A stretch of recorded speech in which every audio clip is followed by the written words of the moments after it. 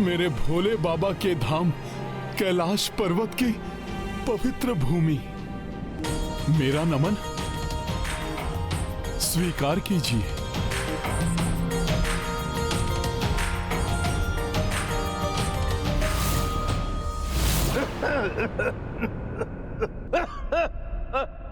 कौन है जो भगवान भोलेनाथ के इस पवित्र भूमि में पीड़ा से तड़प रहा है?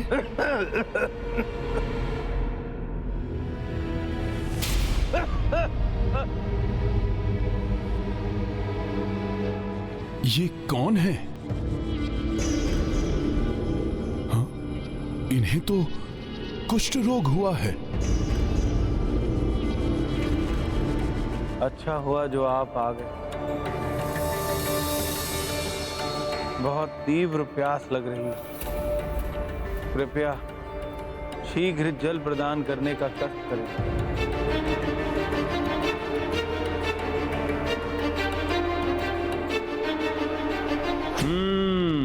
तो मेरा अनुमान सत्य ही था।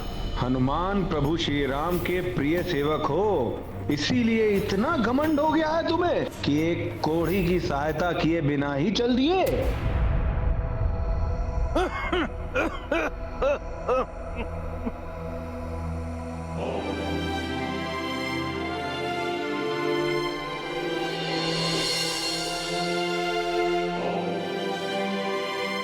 ये लीजिए जल वृद्धवर, मैं अपने हाथ से आपको जल पिलाता हूँ। नहीं नहीं, मेरे निकट मत आओ।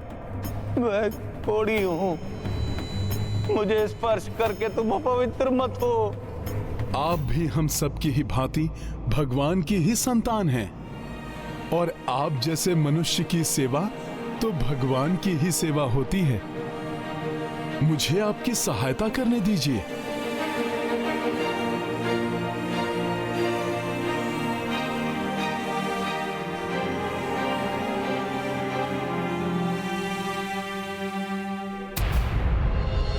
गुरुवर सूर्यदेव अस्ताचल की ओर जा रहे हैं। मुझे शीघ्र ही अपना कार्य भी संपन्न करना है।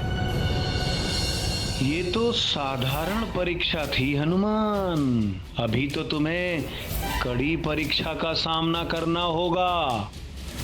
नंदी गए तो थे हनुमान के विकारग्रस्त होने की परीक्षा लेने, किंतु स्वयं ही अभिमान के विकार से ग्रस्त होते हुए प्रतीत हो रहे हैं।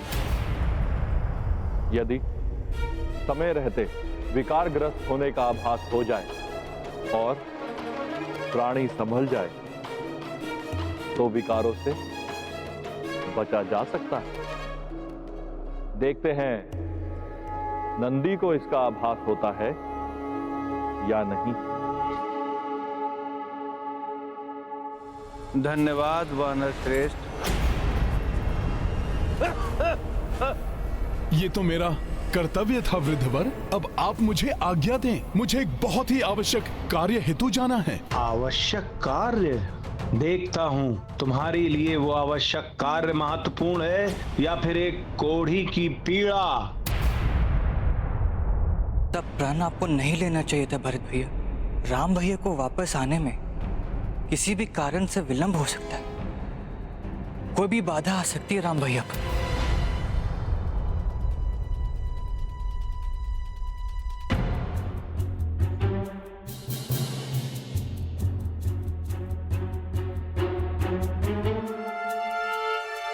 भैया श्री राम लौट कर आ रहे हैं या नहीं, ये सुनिश्चित करने के लिए चहु और मैंने अपने दूत भेजे हैं। उनसे हमें ज्ञात हो जाएगा कि भैया निकट ही हैं या नहीं। किंतु भैया अभी तक हमें किसी से कोई सूचना प्राप्त नहीं हुई है। मात्र 1.5 दिन ही तो शेष है। वैसे भी राम भैया लौटकर आएंगे, भले ही विलंब से हैं, इसलिए आप अपना प्रण वापस ले लीजिए भैया। शत्रुघ्न, संसार यही मानता है, रघुकुल रीति सदा चली आई, प्राण जाए पर वचन न जाए। भरत का वचन भी अडिग है।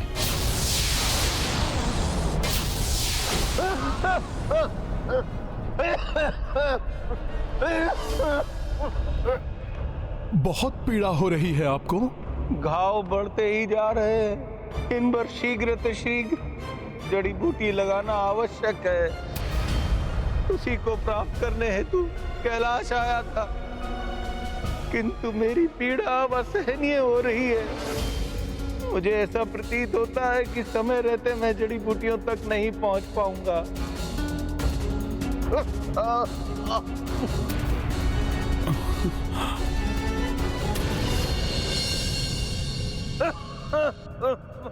समय रहते आत्मलिंग लेकर नहीं पहुंचा तो मेरे प्रभु ब्रह्मदोष के पातक से मुक्त नहीं होंगे, और यदि इन वृद्ध वर की सहायता नहीं की तो परोपकार धर्म से विमुख होने का दोष लगेगा।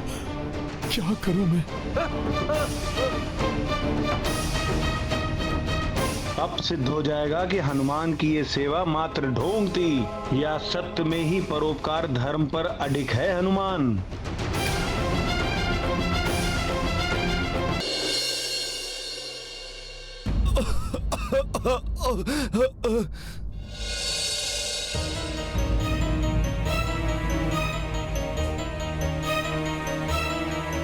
घाव बढ़ते ही जा रहे हैं, इन पर शीघ्र अतिशीघ्र जड़ी बूटी लगाना आवश्यक है। तो बताइए वृद्धवर, कहां मिलेंगी जड़ी बूटियां? मैं आपके लिए लेकर आता हूं। सच वानर श्रेष्ठ, तुम मेरे लिए जड़ी बूटी लाओगे? वहां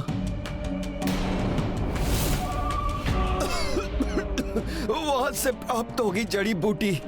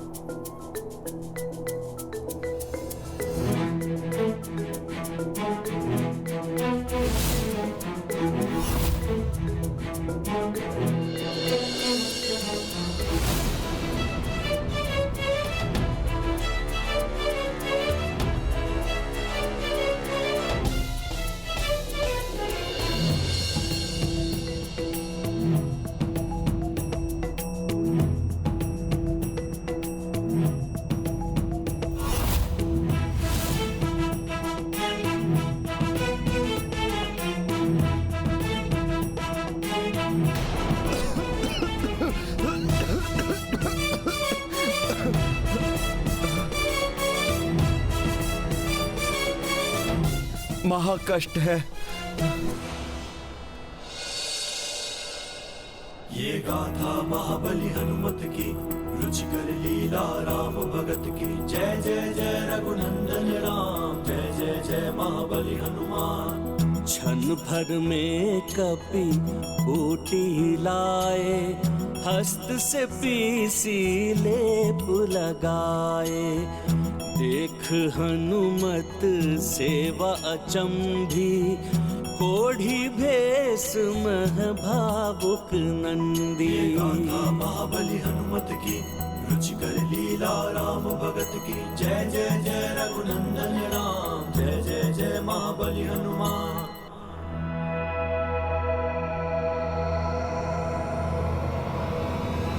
बस हनुमान बस।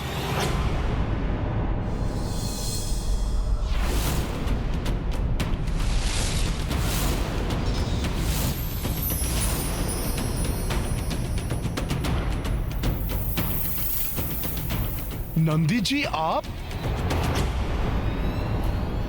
हाँ हनुमान, मैं तुम्हारी परीक्षा ले रहा था कि इतने बड़े युद्ध में विजय प्राप्त करने के पश्चात कहीं तुम्हें अभिमान ने तो नहीं घेर लिया है, परंतु तुम सच्चे सेवक सिद्ध हुए। फिर वो चाहे सेवा प्रभु श्री राम की हो या फिर एक अपरिचित कोढ़ी की। नंदी जी, मैंने तो अपना कर्तव्य निभाया है, और आपकी सेवा करके तो मुझे भोले बाबा की सेवा का अवसर भी प्राप्त हो गया, क्योंकि नंदी जी के चरणों में बिना पुष्प एवं जल चढ़ाए कोई शिव जी तक कैसे पहुंच सकता है?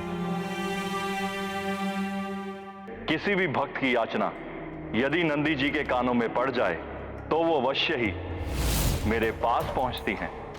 अन्यथा मेरे तप अथवा विश्राम में किसी भी प्रकार का व्यवधान ना आए, इसलिए नंदी मेरे प्रत्येक भक्तों को मेरे समीप नहीं पहुंचने देता। और वैसे भी नंदी जी, रावण के वध का श्रेय तो आपको ही जाता है। आपने ही तो रावण को वानरों से परास्त होने का शाप दिया था। जिन वानरों को तुम इतना तुच्छ समझते हो, उन्हीं वानरों के सम्मुख तुम घुटने टेकने पर विवश हो जाओगे। मेरा क्या है, मैं तो मात्र एक तुच्छ सेवक हूं। सौभाग्य से प्रभु श्री राम की सेवा का अवसर मिल गया मुझे, परंतु आप तो वो हैं जिसने रावण के सर्वनाश को सुनिश्चित कर दिया था। मैं तो मात्र आपके दिए हुए शाप का माध्यम भर था। हाँ, सत्य कह रहे हो हनुमान। नंदी गए तो थे हनुमान के विकारग्रस्त होने की परीक्षा लेने, किंतु स्वयं ही अभिमान के विकार से ग्रस्त होते हुए प्रतीत हो रहे हैं। यदि समय रहते विकारग्रस्त होने का आभास हो जाए और प्राणी संभल जाए तो विकारों से बचा जा सकता है। देखते हैं नंदी को इसका आभास होता है या नहीं। अच्छा, तो हनुमान मेरी प्रशंसा करके मुझे ही विकारग्रस्त करने का प्रयास कर रहे हैं। अब देखो मैं कैसे उल्टी धारा बहाता हूँ। अच्छा, आपने तो इतना महान कार्य किया है नंदी जी। बस अब मुझे भोलेनाथ जी से आत्मलिंग प्राप्त करने में मेरी सहायता कर दीजिए आप। अवश्य हनुमान, तुम कदापि चिंता मत करो। मैं तुम्हें स्वयं प्रभु महादेव के पास ले चलता हूं। चलो। किंतु इस बहरूपिये के साथ प्रभु के इस पवित्र धाम में प्रवेश नहीं करने दूंगा मैं तुम्हें।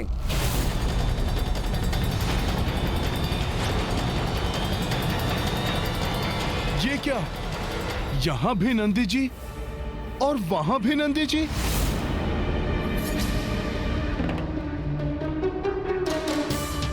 मैं आत्मलिंग लेकर समय पर नहीं पहुंचा तो प्रभु की पूजा का मुहूर्त निकल जाएगा और प्रभु प्रतीक्षा करेंगे तो अयोध्या पहुंचने में विलंब हो सकता है। फिर प्रभु को विलंब होते देख अयोध्या में कहीं कुमार भरत कोई अनिष्ट न कर बैठे।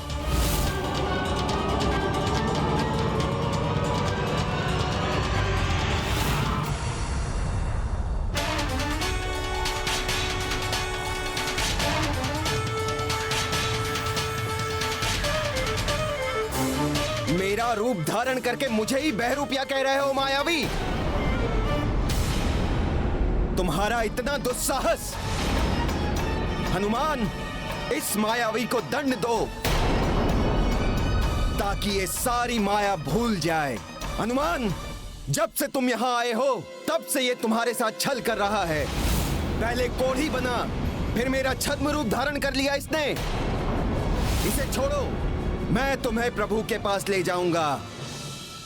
छल करने का प्रयास तुम कर रहे हो हनुमान के साथ। इसकी बातों में मत आना हनुमान, कोई मायावी है ये।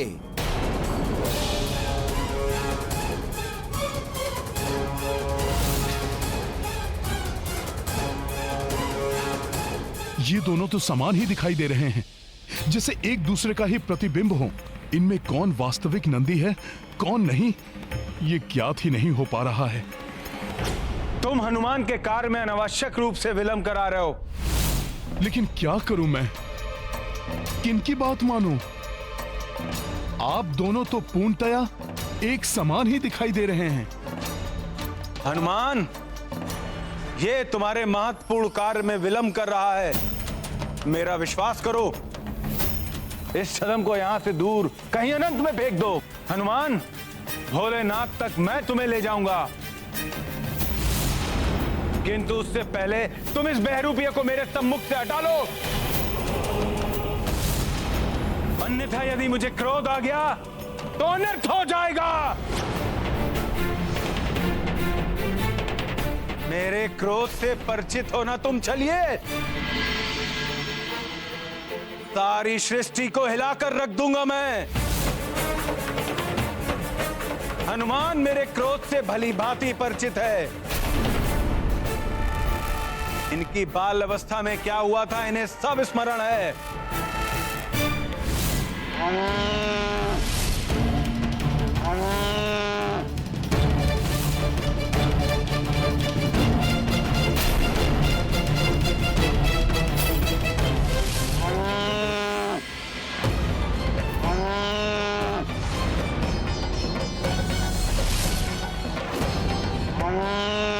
बस बहुत हो गया हनुमान। यदि तुम इसे नहीं हटाओगे यहाँ से तो मैं इसका अंत कर दूंगा। तो आ जाओ, मैं भी देख लूं कि अंत तुम्हारा मैं करता हूं या तुम मेरा। किंतु मेरे क्रोध की ज्वाला में यदि ये सृष्टि भी भस्म होने लगे तो मुझे दोष मत देना हनुमान।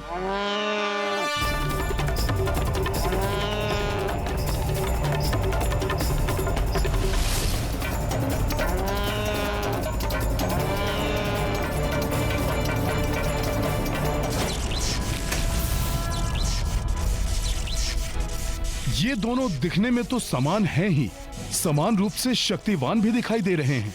यदि वास्तव में दोनों विलग हैं, तो इनके युद्ध से तो सृष्टि में भूचाल आ जाएगा। मुझे शीघ्र ही कुछ करना होगा।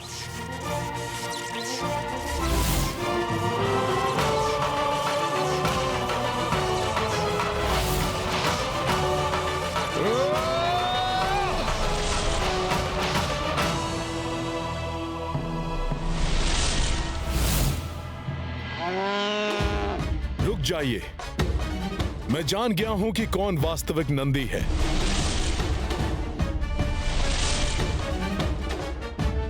तो ठीक है हनुमान, तो तुम इस छद्म रूपी नंदी को हटा दो मेरे सामने से। ऐसा ही होगा, किंतु इसके लिए मुझे सर्वप्रथम कैलाश धाम की परिक्रमा करनी होगी। प्रभु भोलेनाथ से आशीर्वाद लेना होगा,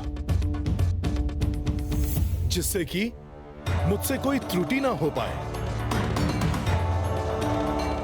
आप दोनों भी मेरे साथ आइए। उचित है हनुमान, चलिए। इस प्रकार नहीं, आपको वचन देना होगा कि आप दोनों मेरे साथ कैलाश की पूरे 3 बार परिक्रमा करेंगे, ना 3 से कम और ना 3 से अधिक। उचित है हनुमान, हम वचन देते हैं कि हम परिक्रमा करेंगे, ना ही 3 से कम और ना ही 3 से अधिक।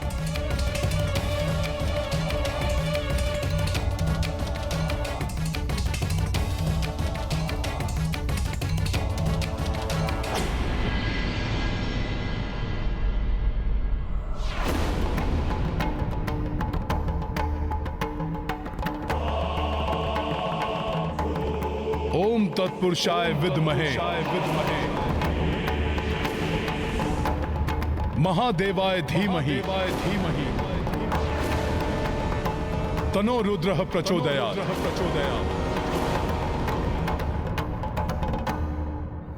ओहो, हनुमान ने तो अपने बुद्धि चातुर्य से हमें ही उलझा लिया और हम समझ ही नहीं पाए। हम दोनों की एक ही फेरी में 2 परिक्रमा हो गई है। अब यदि एक और फेरी की तो 4 परिक्रमा हो जाएंगी, किंतु हमने तो मात्र 3 ही परिक्रमा का वचन दिया है। ओम तत्पुरुषाय विद्महे महादेवाय धीमहि। अब तो फंस गए हम, क्या करें क्या नहीं, कुछ समझ में नहीं आ रहा है।